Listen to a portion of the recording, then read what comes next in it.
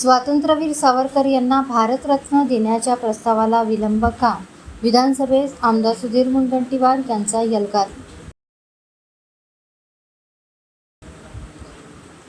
स्वातंत्र्यवीर विनायक दामोदर सावरकर यांना भारतरत्न देण्याबाबत विधानसभेत दिलेले आश्वासन अद्याप पूर्ण झाले नसल्याने आमदार सुधीर मुनगंटीवार यांनी सभागृहात तीव्र नाराजी व्यक्त केली.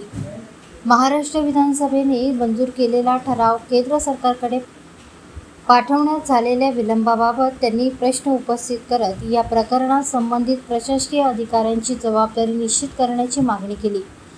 स्वातंत्र्यवीर सावरकरांना भारतरत्न प्रदान करणे म्हणजे केवळ एका व्यक्तीचा सन्मान नाही, तर भारतीय स्वातंत्र्य लढ्याच्या तेजस्वी इतिहासाला आणि राष्ट्रभक्तीच्या अखंड परंपरेला अभिवादन आहे, असे सांगत आमदार सुधीर मुनगंटीवार यांनी शासनाने दिलेले आश्वासन तातडीने पूर्ण करून प्रस्ताव केंद्र सरकारकडे पाठवावा, अशी ठाम मागणी विधानसभेत केली.